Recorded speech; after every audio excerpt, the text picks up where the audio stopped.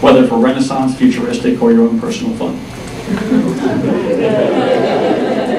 I am your genial host, Brian Holloway. I am a costume designer and actor of many years. How many of this is your first panel for costuming?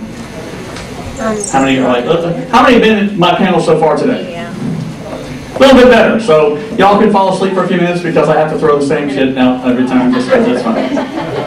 The way we're setting this thing up, sometimes some of these I have PowerPoint presentations, some of them I don't. This particular one I do not. So this is going to be a straight, we tell you, you listen, Q&A, open forum. Feel free to throw a hand up, ask a question, whatever you want to do. This is as much informative for you as it is learning for me. So there will be times when I'll sit back and having done corsets, having done professional work for a very long time, there still will be somebody comes up and says, hey, have you ever tried? And sit back on it.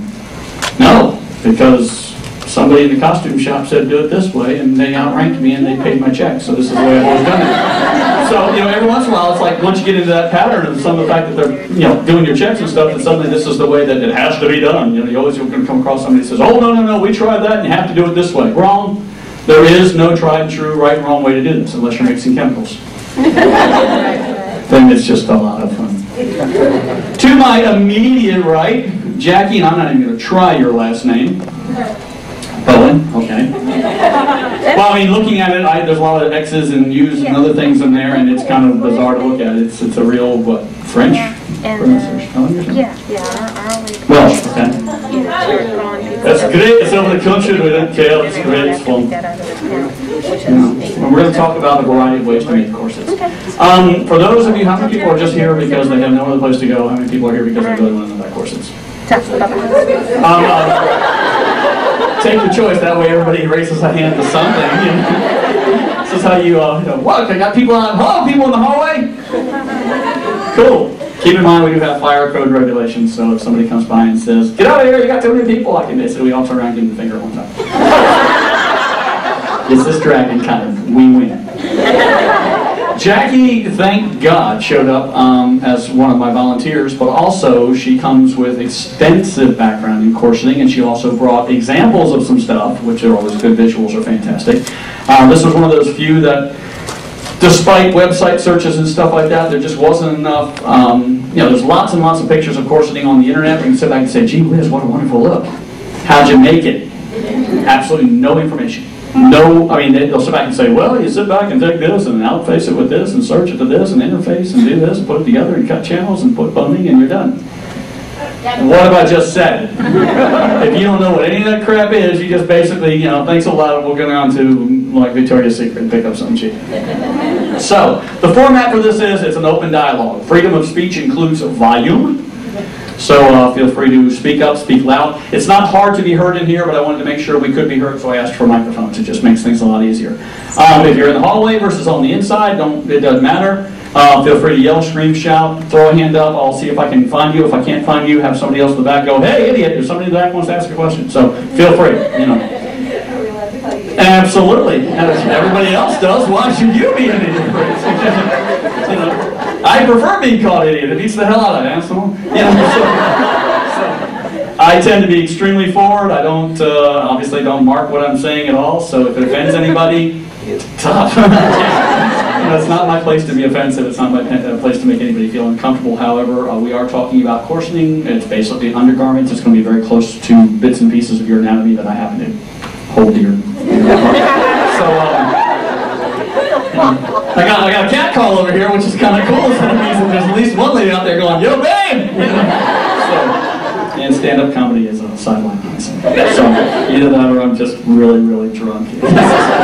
So, drunk with power, that's all it is. So, without any further ado, let's get the ball rolling by finding out some basic questions regarding corseting. It's kind of hard to sit back and say, this is how you do it, because otherwise we end up with tab A, slot B, canvas, that kind of, and we go from there. And then before you know it, you just got a bunch of words thrown at you as opposed to, I had a question about how to set this up. So let's start the ball. Who's got a question? Who's got a question? Yes? Front row, I love it. I just want to know where to buy the boning and not that really crappy plastic crap that you get at Joann's. Okay. Well, I have demonstrations. Yeah. This is Joann's bone. Yeah. It's no good. It's a piece of plastic. She is standing up. I'll pass it around. Well, we can't cut this in half, but it's basically. This is SCA style stuff. Does anybody have a knife? That'll go. Guys in the back pulling out a damn broadsword. Yeah, I can take care of that. Well, you guys can cut that into as many pieces as you want. But basically, it's just a thin piece of plastic. It's good for something, but not everything. I also want to take a moment to introduce, that's Jennifer walking toward the back, one of my volunteer assistants. I've got Lisa up here at the front. Raise a hand, people know who you are. Carmen on the floor. And that's all of my volunteer little animals that are here right now, which is kind of cool. I sent the guys out on testosterone. Go find the snipe. We're doing snipe. There's a vicious one running around. Called genetically blind little bastards. So, anyhow, back to boning. These ones are my favorite. These are spring steel boning. If you're going to do historical costuming, in my opinion, this is the only thing you should use. I get mine at www.corsetmaking.com. I'm going to plug them a lot because they're amazing people. The only time I have ever talked to them is when they decided that my order was kind of large and they wanted to make sure I had gotten what I wanted. Otherwise, I've always gotten what I wanted within a week. So they're wonderful people. Can you say it one more time, please? www.corsetmaking.com. Are they American? Yes. I think they're in New York or somewhere like that. Something else you can do is along the same line as spring steel. If you can go to like any orthopedic supply house and pick up pieces of like orthopedic splinting steel, you can usually get them in bundled packages. You get them in thin to thick, and basically for whatever you're designing, go ahead and cut them to length, round off the corners using Dremel, regular tin snips, what have you, and then go to places like Michael's or Joann's or whatever and pick up the dip plastic kind of stuff, you know, that you use to make plastic. Yeah, and then tool dip, and then all you do is you can put it in a tray, roll it around, you know, make sure you wear rubber gloves, roll it around, and then actually, and you may want to put a hole in it. I mean, before you dip it, you want to put a hole in it so that you have some place that you can put like Christmas tree hooks, and put those and hook it through and put them on a string or something with newspaper underneath, let them drip. By the time you're done, you got perfect boning, and you can dip them as many times as you want. Question? Another thing that works is a big plastic trench tunnel. Oh wow, that's right. We're getting ready to go there. We had those too. In the blue. Another thing that I use is the steel that they use to wrap the Strapping. and they'll give it to you from Lowe's or something. Absolutely. For free. And gentlemen back? Sorry. A real good spring steel that they have used in corsets is bandsaw blade. Absolutely. In any welding shop, we You have to file them really good though. You have to or file else the you'll teeth hurt off parts it. of you don't want to hurt. Unless we're making an S&M bondage kind of thing, and then we're all right back in it. Yes, over here. The spring steel ones that you order online, about what's the average cost? The ones that I'm passing around are, I think, 6 or 8 cents each. You can get them in bundles of 12 for like $2, or by the gross. They do come in lengths. So what I always do is I'll make the corset and then measure the lengths and then order them. Because you do kind of have to know until, you know, you make quite a few, and I have, you know, this one didn't work, so it's in a bag. That's what these all are. But unless you're going to make a lot of corsets, you don't want to have a stock. You make it, and then you decide what lengths you need, more lengths. Automotive gasket clamps are great too. Ones that like you screw down and make your own gasket and stuff, because you can clip the gasket runner off there and you've got sponge steel basically. Yes? The corsetmaking.com, do they sell them in bulk, or do they sell them by the piece, or how do they sell them? All of it. It's cheaper if you get it by the gross, They sell them. but they'll do whatever you want. There are a couple other places, Farthingales, Grand Garb. Farthingales is in New York City. They do a lot of distribution for Broadway productions, Les Miserables, and bunches of others. I won't plug them because I've never bought from them. I've heard people that have. They're I wonderful. have seen their stuff at Costume. Last year that was in Atlanta. They're kind of in Atlanta. And it's really good stuff. It's worth buying. It's worth looking I won't recommend anything I've never bought from, but I've heard that they're good. So. In back. Farthingales. Yes, they were Canadian. It's in The home office is in Canada. It's in Canada, but they have a branch in New York City. In back. There's another one, www.lacis.com. They are very good, and they deliver rapidly. This is great. I'm sitting here listening to all these people saying, you can go here. I'm out of here. Thanks, folks. On the floor. They all got also this have down. Get spring steel from your airport. They use them to bind the pallets when they move large things for cargo on planes and stuff. You can get the exact same spring steel. You have to cut it and file it, but it's free and they'll do it to you just to get it away. If you know people who are military, like some of the old beds they have, some of the old barracks beds, especially in Europe, have the strapping on the bottom. That they use to make the actual, instead of a spring mattress, they just use strapping. That works very well also. And Mel. Yeah, you mentioned the Joanne stuff and then the spring steel. I noticed that corsetmaking.com, they also have whale, like the whalebone and the whaleboning. What kind of compression difference are we talking about? Like, is whaleboning going to like really get it down?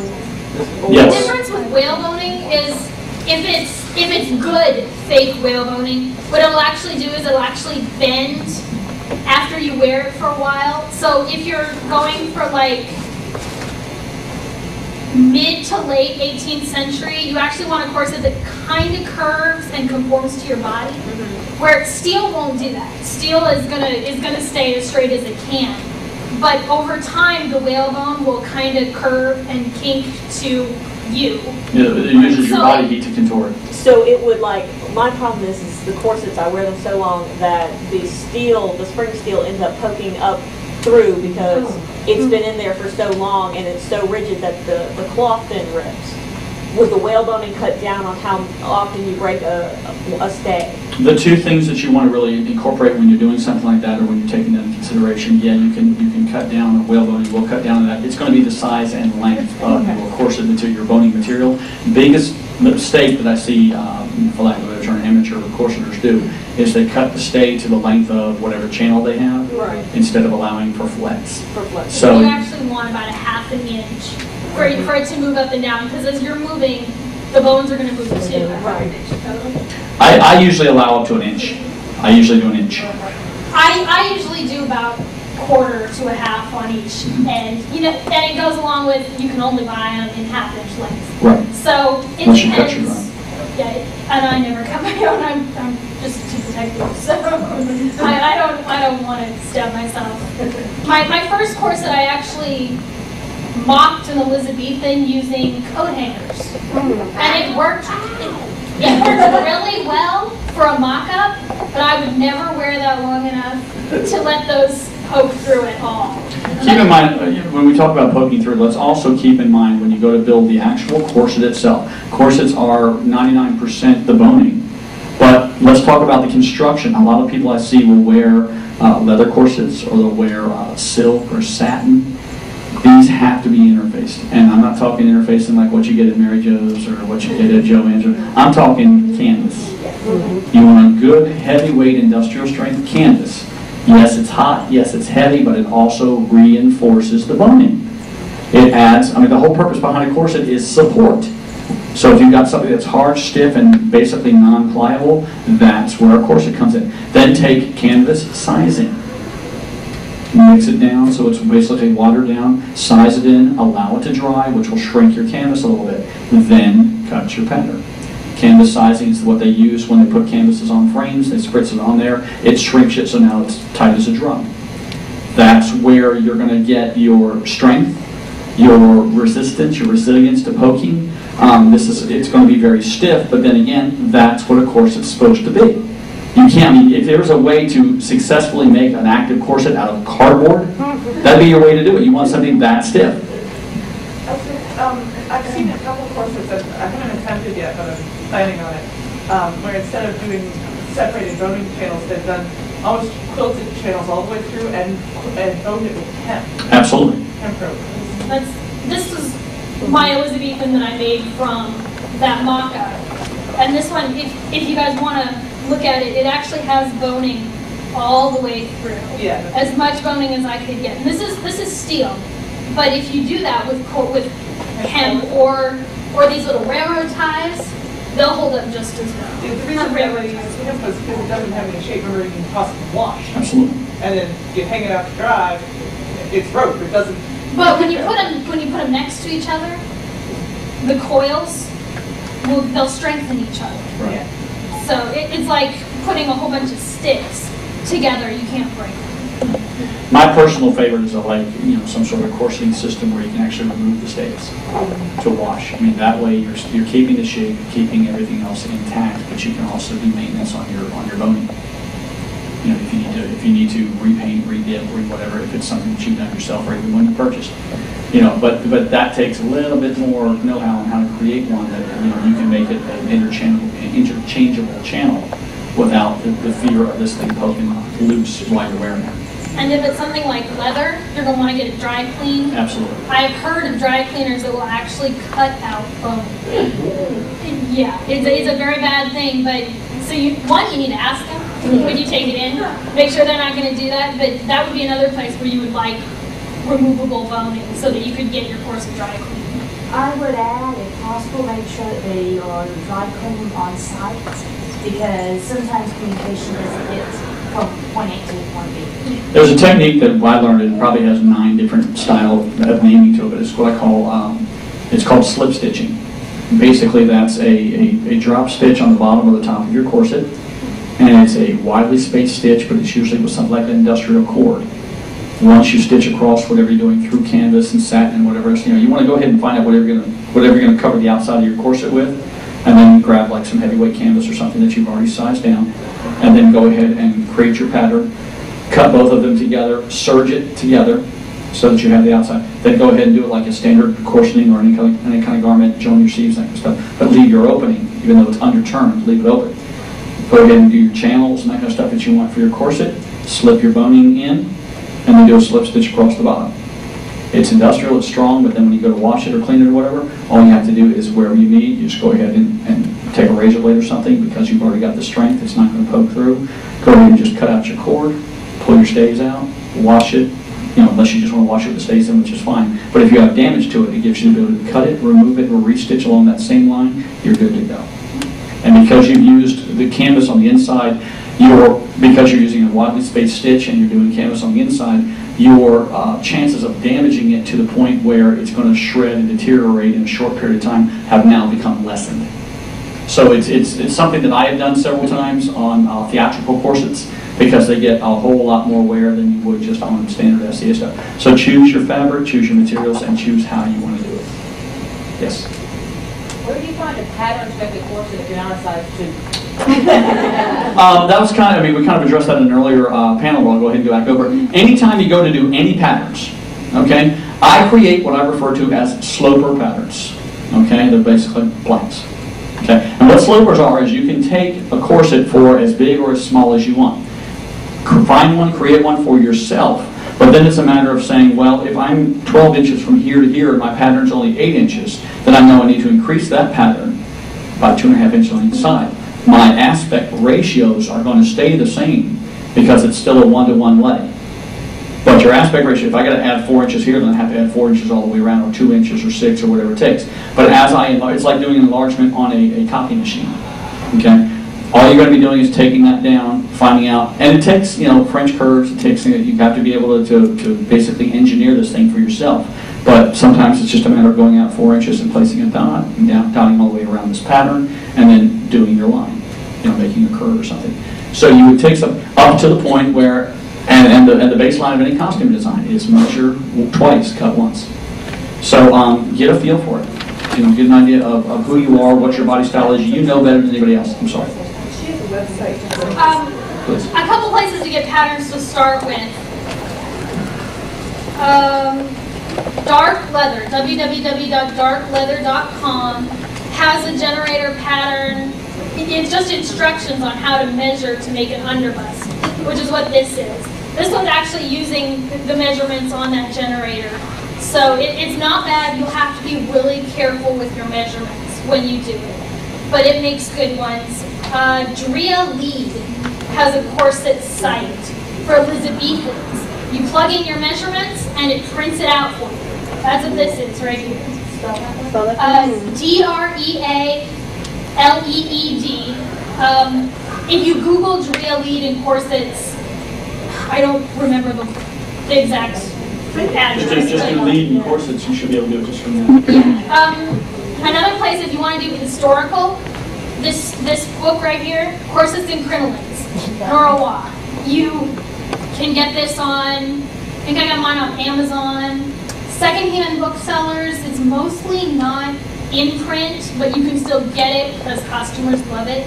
It has older corsets that they've taken apart, and they give you the pattern pieces. If you can see this, they're very small, but you take it to Kinko's, and you enlarge it up, and then you figure out your measurements, and you fix it to your measurements. Something to keep in mind when you do this, though, remember that a corset is supposed to be a little bit reducing. So what I actually do is I make these to my measurements. So by the time I get seam allowance in there, then it's about 2 inches smaller.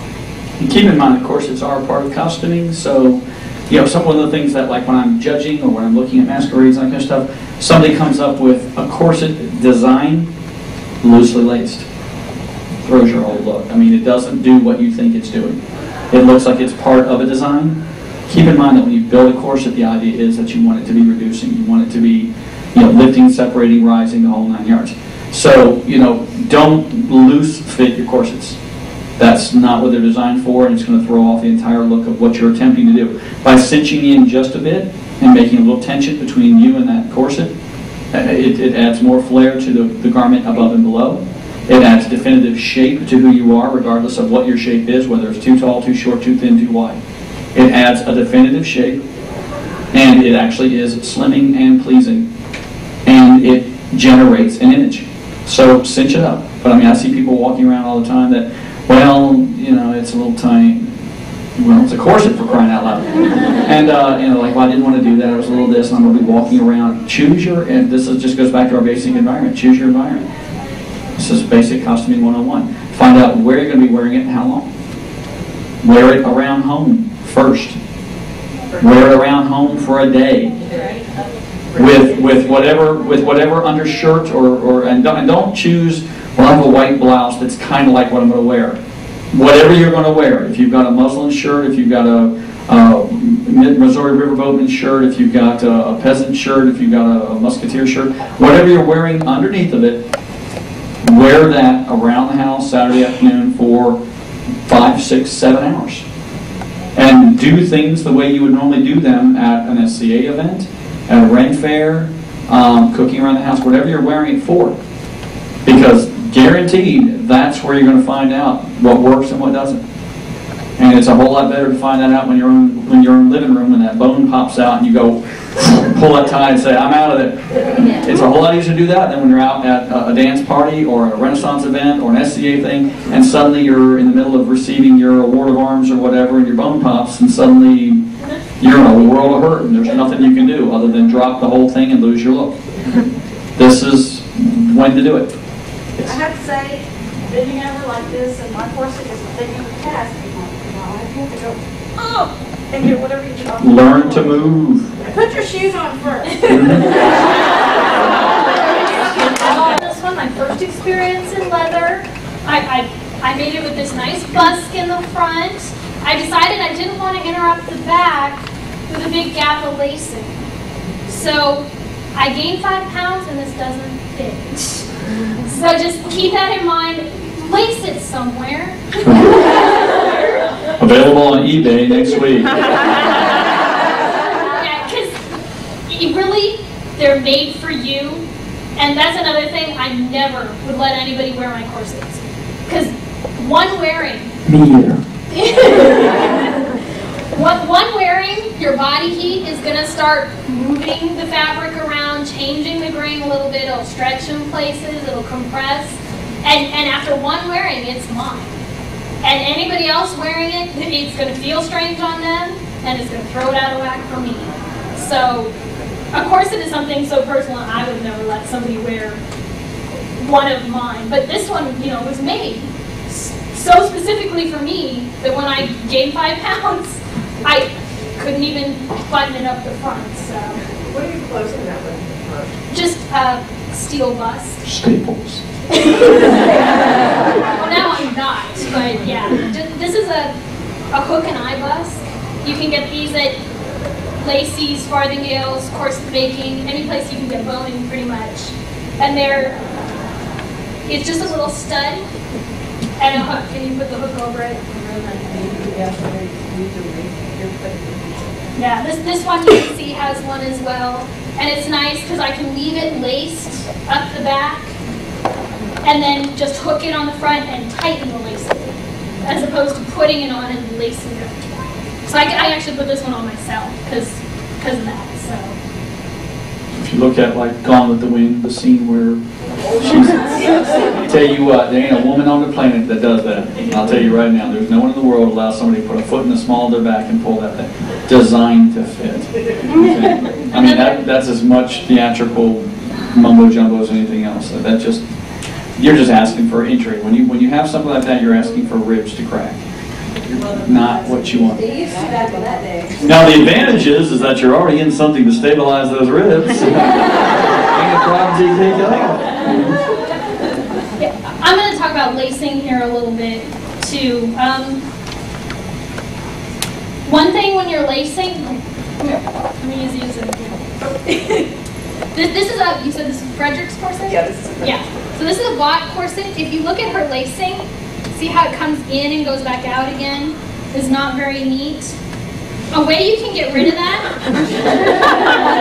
just apply the boning right here next to the grommets on the outside.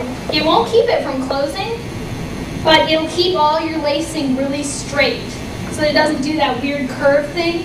It'll actually help you get it tighter as well, because when it curves, it'll pull more towards the middle. That's Frederick's of Roswell. I noticed that all of your corsets seem to be just laced in one direction. The last corsets I see laced towards the middle. This one actually laces Center towards the middle. If you see, you don't lace like a shoe. I can't do this both ways. You lace it with X's on top, and then do an X on bottom, and then on top and bottom. That is so that if I ever lose weight again, I can actually close this.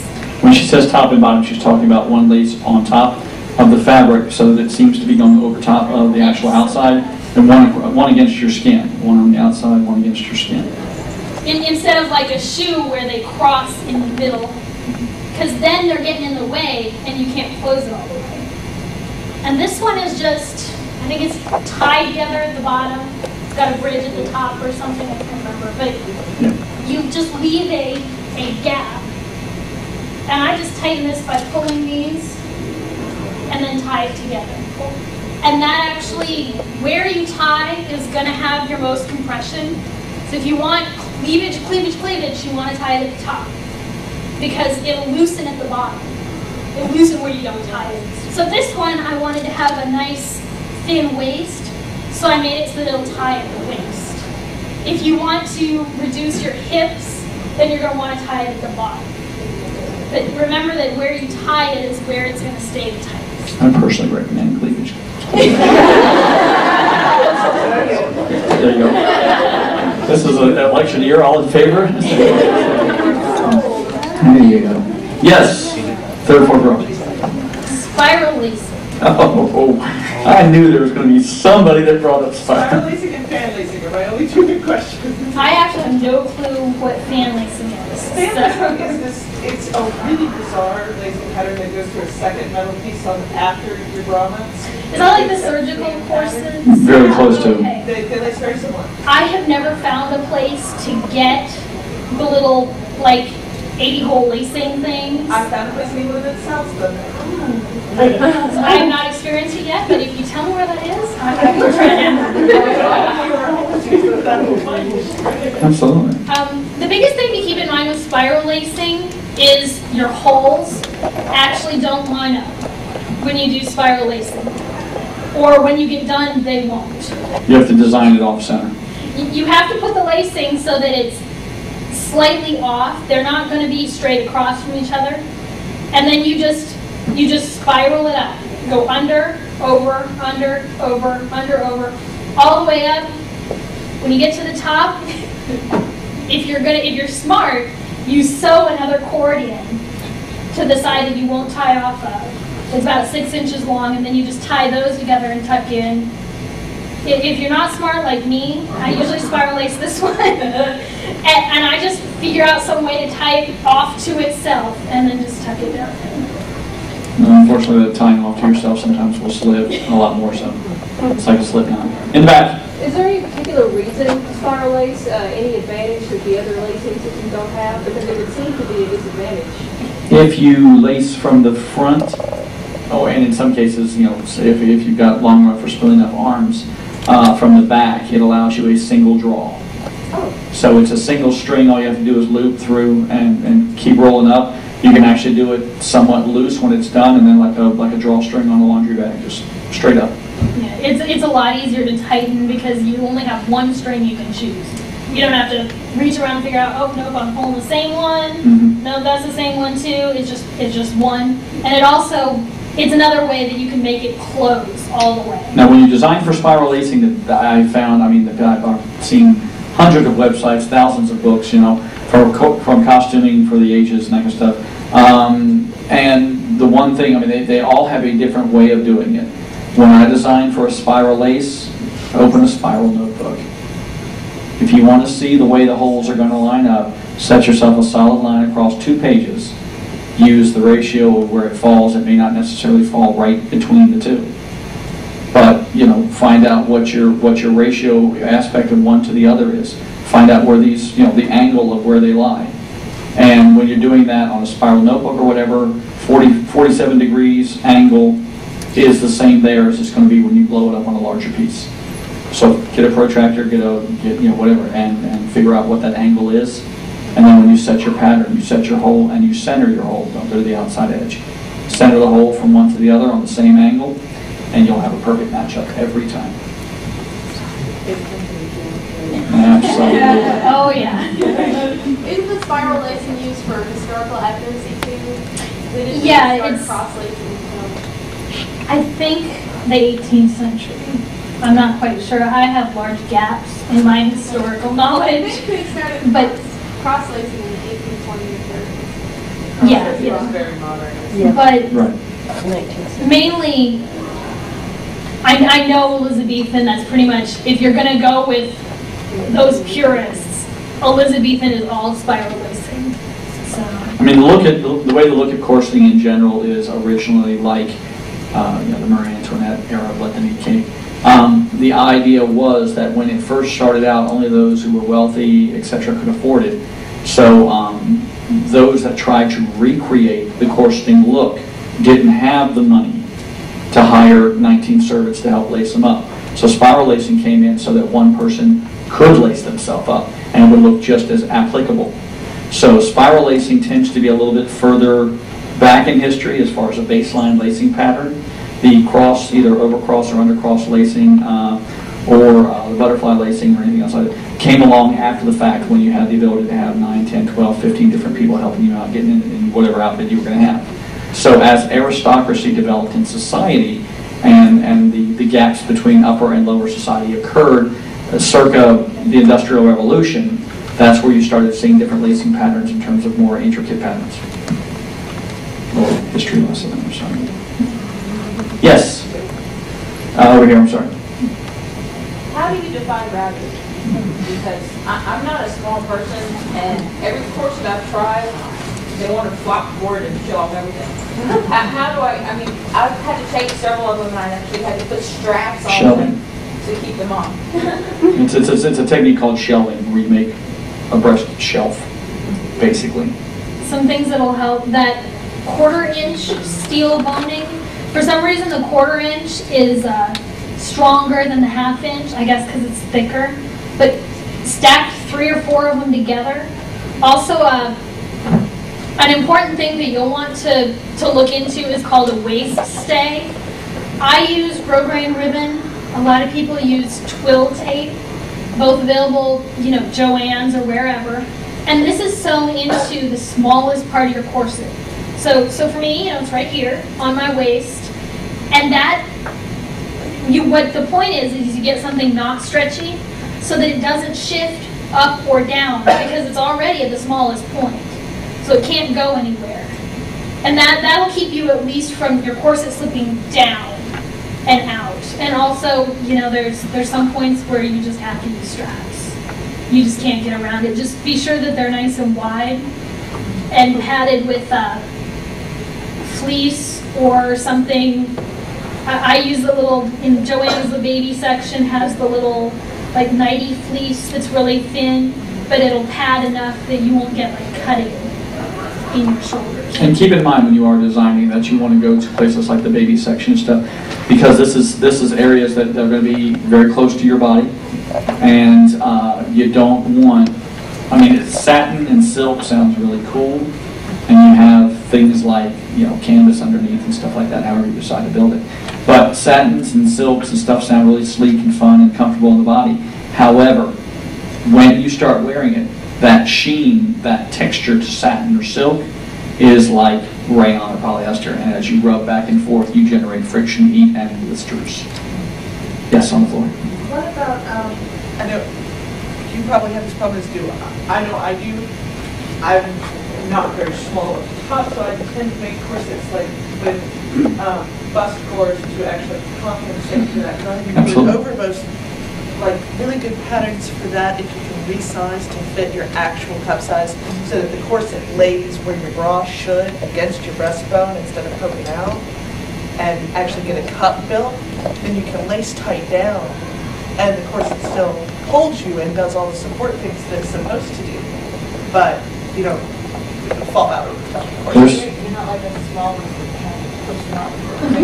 Yeah, there's you know, it's the wonder corset. You know, there is another technique that we use in stage. It's called split quartering, and basically to make the shelf like you were talking about, it sounds like torture, and it is. Basically, you're dividing your breasts into quarters, and no, I mean like quartered sections, not spiral like this, but you're divided in quarters, and the way it is there will be a section where it's tightest that actually your breasts are contained within and bound, and then as you go up, quarters become less tight so that you're actually, pardon me ladies, you're pinching.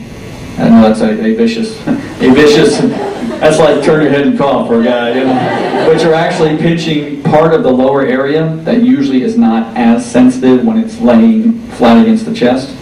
You're not binding down super tight, but you quarter in as you go up so that the upper half actually becomes that shelf and sits right here. But the only way to incorporate that, I mean, you can't sit back and just undercut the breast and sit it up here and expect, you know, gravity is going to take its toll. And if you've got very little support except for just a Dixie cup underneath or something, it ain't going to work. I mean, whether if you're a D cup, double D, or larger, you start getting the triple and over the letter Q. You know, when you get to that point, I mean, there's a point in time where weight, age, weathering of the material, it's just going to give. You know, it's like taking a you know, boiled chicken and putting it in a plastic bag. After a while, just the sheer weight of it is going to pull, unless you have something around it like strapping. You know, it's that. I mean, it's the idea that it's, you know, I mean, you get where I'm going. It's the idea that it's just it's the idea that it's just. That's the way it was always explained to me. But it's the.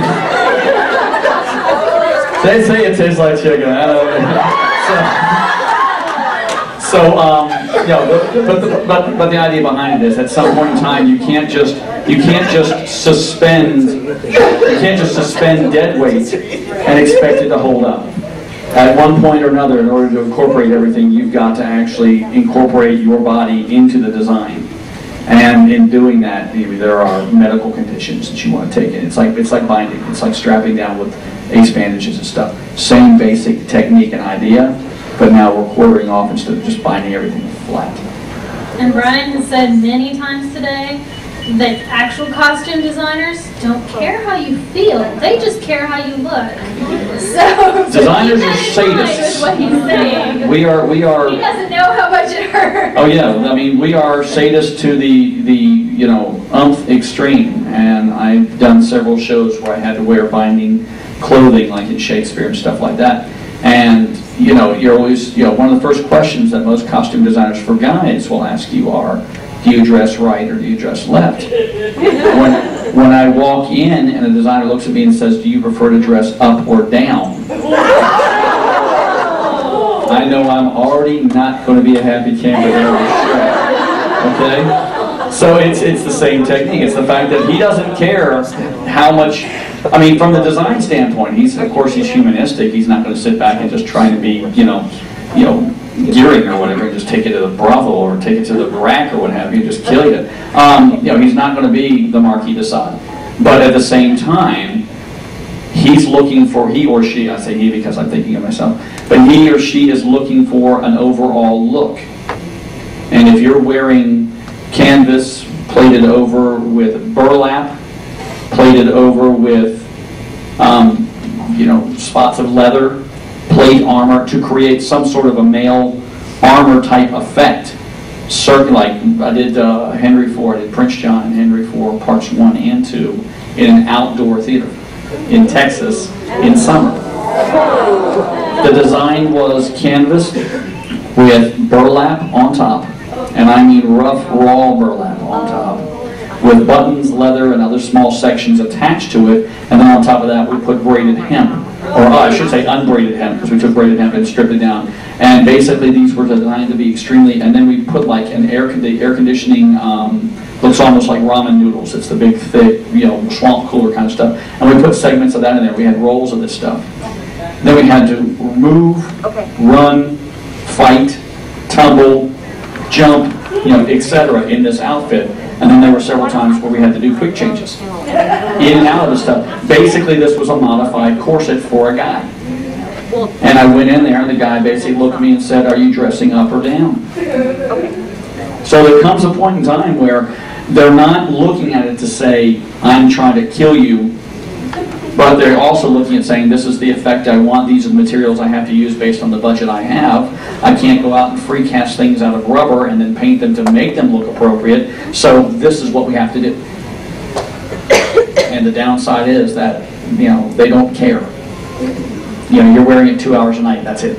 Yes. I have a question about closures, like the different kinds of ways to keep the cords from pulling through, like grommets and... We always want closure. Okay. The cheap ones are going to be eyelets from Joann. Mainly what you get is a little tool and a little metal part. And a lot of frustration. Stick the metal part through the fabric. You hammer it down. What it does is it splits all the metal and adheres it to your fabric. I personally hate them. Sometimes it adheres it to your person. Yeah, it will hurt you. It will fray your lacing, and they pull out really easily. I use grommets. I use grommets from corsetmaking.com. I'm going to keep saying that so you guys remember.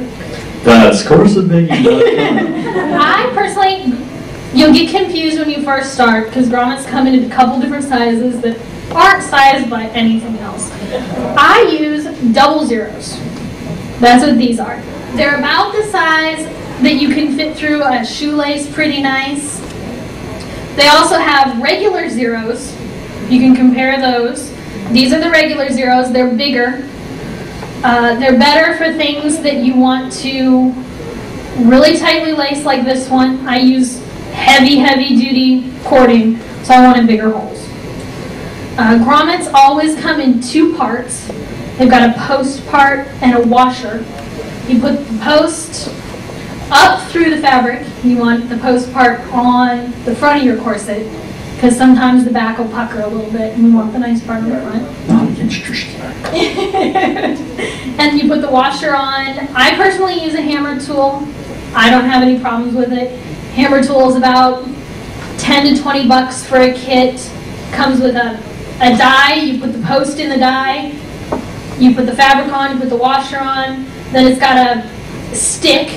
You put the stick down through it and you just hammer it down. We've also got presses which can start at $150.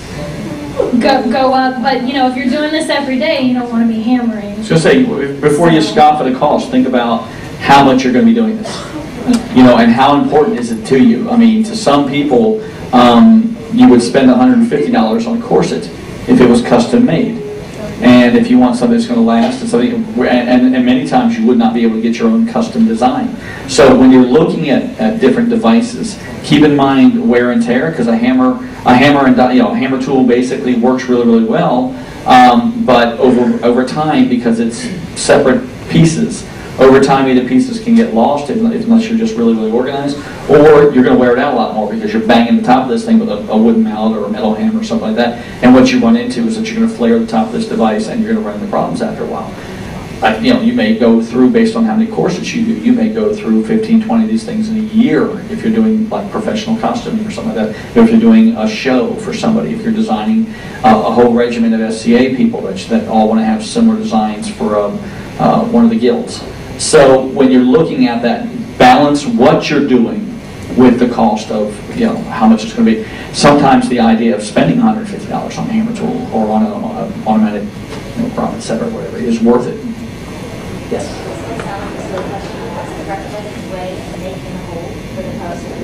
Not a silly question. Your grommet tool, whatever you buy, will usually come with a hole cutter. I have used them. I used them on this one. I use them for leather. You have to cut a hole with leather.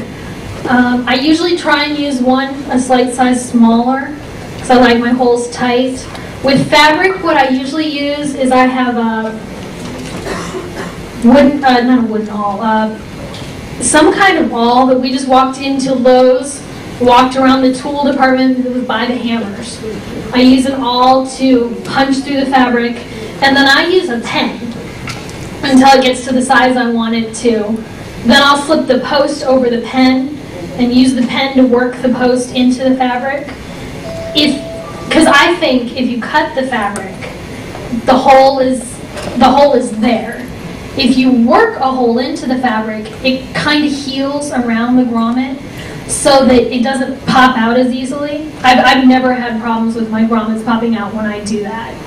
So, in my opinion, unless you're going to be using leather, throw away the cutter. Something else you can do is like a soldering gun when you're working on leather. Heat, it will basically, like cauterizing a part of your body, it will heat seal the edge of this hole and keep it from fraying underneath where the grommet is. So it increases the longevity of the hole itself. Yeah, and I always spray check them around the post too. Over behind you, I'm sorry. No, you. You mentioned that you put boning in on the other side of the grommets on one of those. I don't remember which one. Does that strengthen the grommets when you pull, like after a long period of time? Does it end up pulling the boning out? I don't know. I would imagine it reduces stress on the grommets, but It I reduces can't back stress, say. but it doesn't reduce front pull.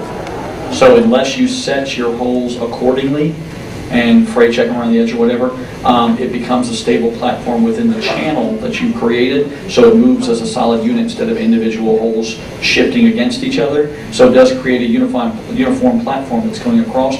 However, if you don't fray check, you are going to get some drawing against the eyelets, and at that point, you are going to start popping. On the front? I know that tandyleather.com, they have a leather punch that works really, really well. My husband does a lot of leather working. Tandy Leather, just bought by the Leather Factory. Yeah. Now, they're going to keep the name Tandy, but it was bought by Leather Factory, not the other way around. Over to the side here.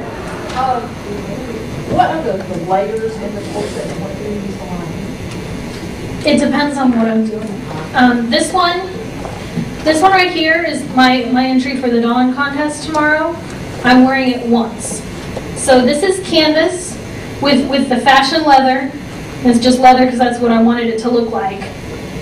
And for the boning, I just used grosgrain ribbon, which is probably going to tear out if I wore it more than 10 times, but I don't care because I'm only wearing it for once. Something that I'm going to wear a lot, this Elizabethan is actually corset coutil, which I recommend if you're going to be wearing, if you plan on wearing it like daily. Coutil actually is a tighter weave than canvas, so it's stronger. And you can get that at the same places that I mentioned, boning and everything. This one's 2 layers of coutil with Joann's drapery interfacing on it. I don't know why, but I like the drapery interfacing better than the clothing interfacing. Absolutely. Just well, it's a me. heavier weight. It's a heavier weight. It's just me, but, and then it's just the satin on the outside. How does the sandwich fit together? Is it lining or? For each layer of the corset, it'll duplicate. So if you have canvas on the inside, you'll have it facing canvas again. But the layer will basically go canvas, whatever type of channeling material you want to do, and then your satin on the outer side. If and then I'm you'll set doing- your bones and your channels. Yeah, if I'm doing something mirroring like this, I'll put all the interfacing towards the inside. If I'm doing something that doesn't mirror like this, like if I only had one layer of canvas or couture, I would try to put the interfacing towards me. I think that's just Absolutely. personal preference. I don't think it really matters Yeah, and where it goes. keep in mind what you're wearing under it. Because if you're not wearing much of anything, going for a bondage look or going for a goth look or what have you, if you're not wearing a whole lot under it, then you want something that's going to protect your skin. You want cotton. Yeah. Let me talk about safety for a second. You want cotton. Cotton is the only thing that's going to breathe. Breathe, yeah. Linen maybe would be the other thing, but it's more expensive. Also, you want to eat a lot of power bars. Keep in mind that I probably had one meal today, and it's just because I'm not hungry, because my stomach is so small right now, and I don't notice that I'm not eating. And experience has told me I need to eat. You know, when So she you pulls eat- out of this midnight, she's got a midnight munchie like Yeah, but you won't realize it until you're either out of the corset or passed out. marshmallows the size of throw pillows, folks. Pure sugar rush. On in the red. What are the minimum tools you have to make the minimum tools that you can do? Ooh, man, that's a good one. A good sewing machine with a denim needle, because you're going to want that for canvas. Grommet setter. A hammer. A hammer. And a knife. Some sort of a punch. X-Acto knife also works. Scalpel blades, just in case you have to make quick cuts. A ruler and a French curve. Absolutely. Recommended thread? I'm sorry, recommended Heavy duty thread? Gutermann. Upholstery thread. I usually don't use upholstery thread. Really? Or hand quilting thread also works really well.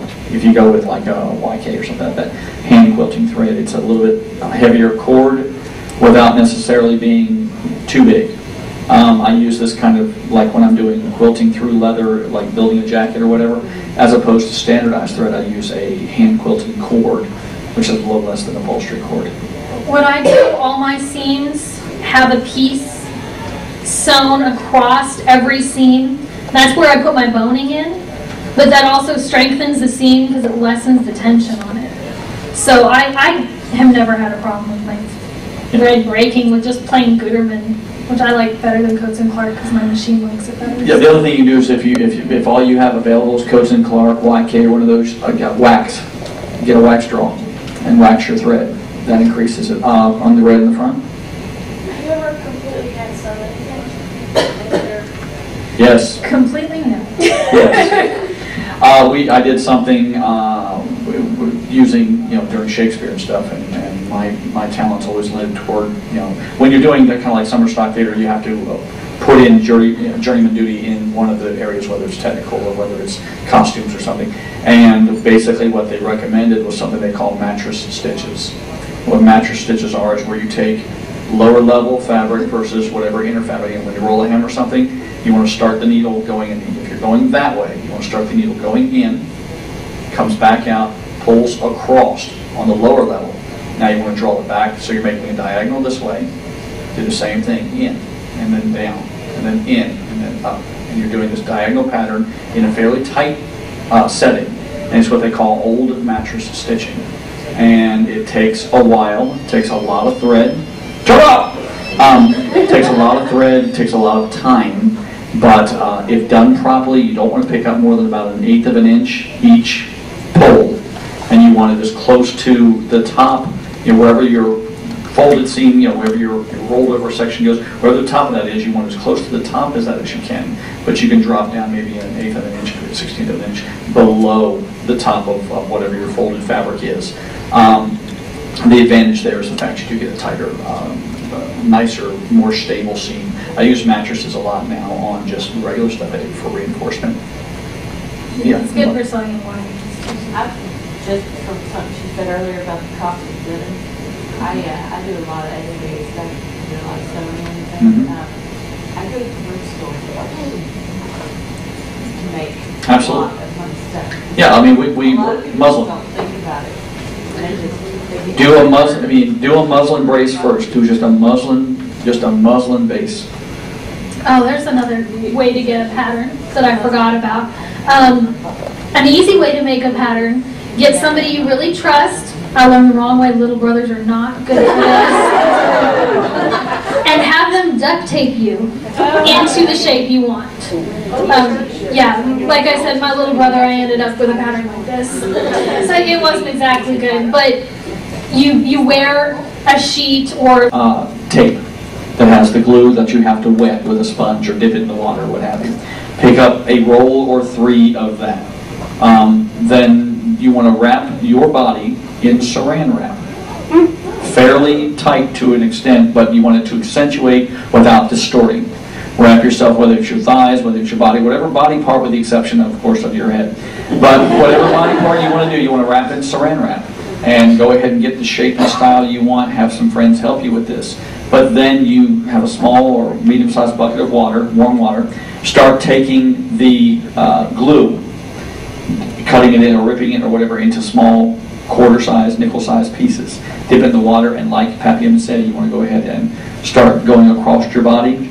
When that's done, you can then cut it along the seams and peel out of the saran wrap. It comes directly off your body. You now have what basically is what we call a loose form.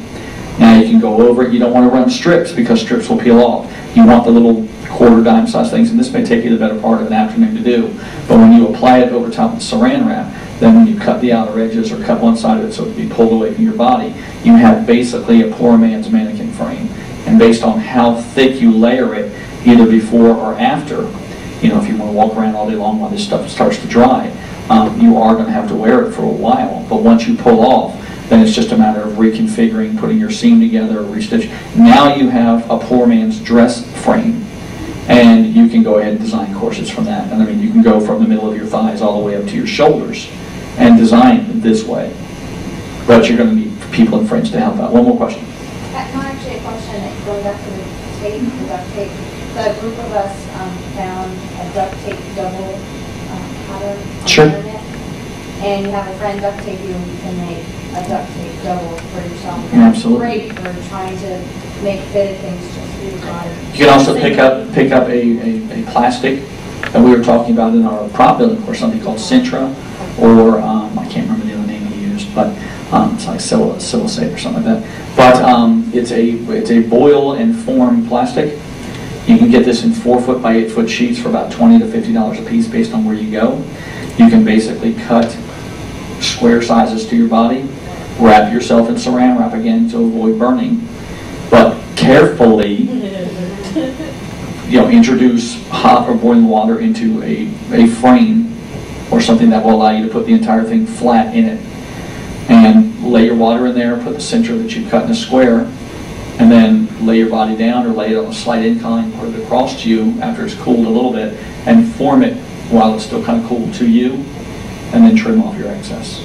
Also good for cheap boning if you just cut it into your quarter or half-inch widths. Absolutely. You can cut it to however long you want.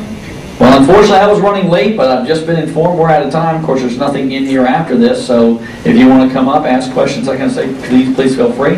I